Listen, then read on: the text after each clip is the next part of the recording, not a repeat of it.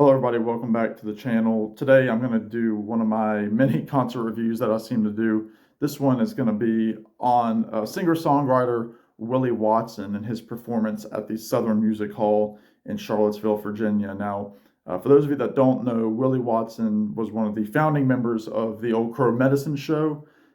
Willie played with them from the late 90s up until 2011, when he quit the band to kind of pursue a solo career. Willie was always in line with more of the folk vein, so he was always a big fan of, the Woody Guthries, the, Blind Lemon Johnsons, the old blues songwriters, the Pete Seeger kind of style of music, and his voice and his instrumentation really come across with those influences. He is a great clawhammer banjo player. He's a great guitar player, acoustic guitar player, very powerful voice. To be such a small stature on stage, he produces a very heavy punch, and I really appreciate that about Willie. Now, again, this is my first time seeing Willie Watson. I've seen Old Crow 3 times, never with Willie. I got into them a little bit after he had left the group, so this was kind of a bucket list item to see Willie Watson, and he came around in the area, and I thought I would try to make the trip to go see him. So I did just that, and it was a heck of a show. He had an opening act, a duo named Viv and Riley, that were very, very good. They, again, a duo, male-female duo, played a lot of great harmony tunes. Both of them were songwriters. Her voice sounded a lot like Sarah Jarosz to me. Sarah Jarosz is another fantastic singer-songwriter in the Americana world who I've mentioned several times on my channel. But they had some great tunes, very, very, very mellow, low-key kind of stuff. But yeah, if you don't know the Southern, again, if you've never been there, if you've never heard me talk about it on my channel, it's one of these places. They're all over the country, but it's kind of, you walk downstairs to get there. There's the bar and kind of like a seating area right when you walk in. Then you go into a side room, and that's where the stage is, kind of almost like a basement kind of situation. I've seen Tommy Prine there, the Lemon Twigs, Oliver Wood.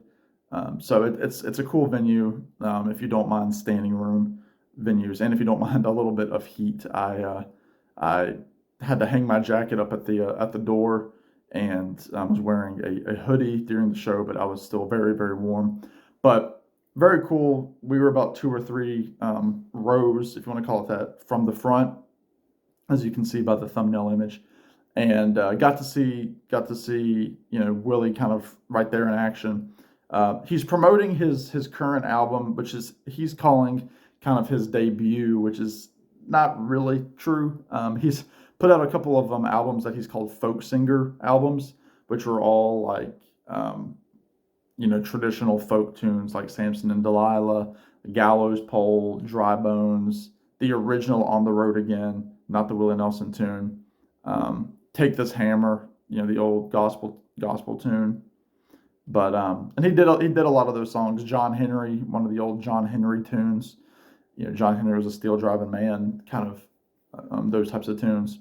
So we got to hear a lot of that. But he was really focused on promoting his self-titled album called Willie Watson, which came out earlier this year, which I'm a big fan of. It's one of those albums that's taken a little bit, but it's growing on me. It's a mood kind of album, but I really like it. It's not really a string band kind of fast-paced record. It's a grower. It's a slow burn.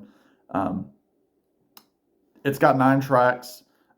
He did 1, 2, 3, 4, 5, 6. He did at least six of the 9 tunes, maybe 7. It could have been, he might have done all of them. I'm not even sure. I think he might have done all 9.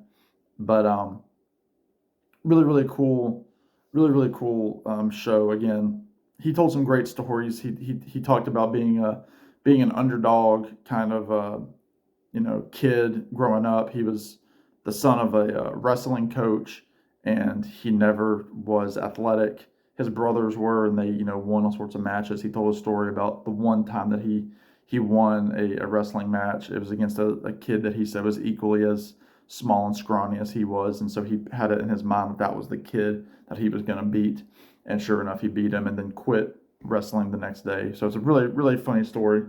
And he had just two other musicians on stage, a fiddle player and stand-up bass player.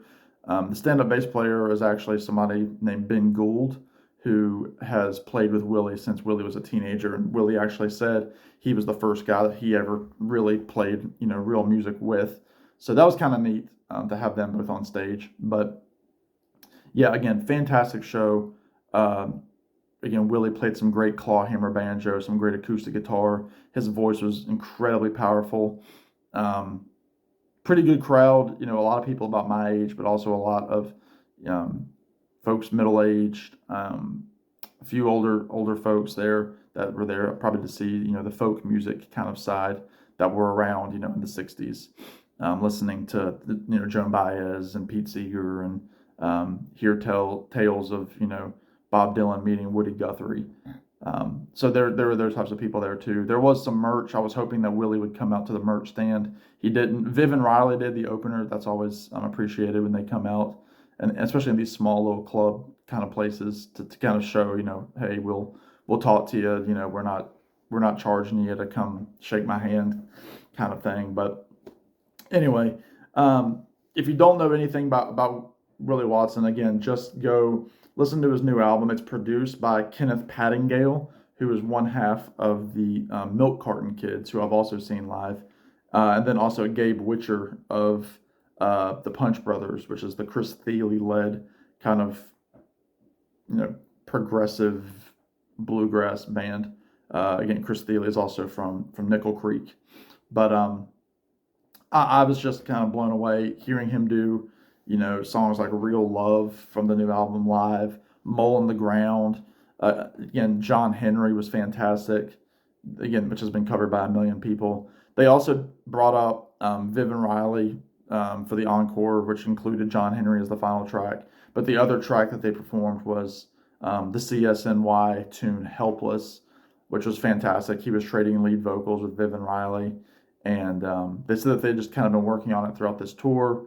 And that was really cool. And it sounded like there was a lot of creativity behind the scenes, because Viv and Riley also mentioned a lot of the songs that they played were songs that they had been writing on the road for this tour. So hearing Helpless live by a bunch of people that know what they're doing was really, really cool to see. And I absolutely love that song. It's beautiful. Obviously, the most famous version being from The Last Waltz with, the band and Joni Mitchell, and just, fantastic.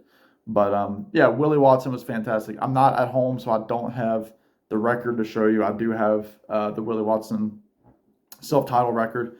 It'll likely show up in my top 10 list at the end of the year for favorite records of this year. So stay tuned for that. But let me know what you think. Let me know if you know Willie Watson. I know some of my Americana friends out there do. And speaking of, if you haven't done my Americana vinyl tag, please hop on it. I would love for it to pick up some traction. Last year, it did really well for what I was expecting. This year, it's been a little bit slower moving, probably because just an oversaturation of content out there, which I understand. But if you have the time, if you like, country or, Americana or folk music, watch my vinyl tag. Maybe it'll inspire you to do a video. But anyway, I'm rambling. Y'all be good. Take care. We'll talk to you in the next one. Thanks for watching. Bye now.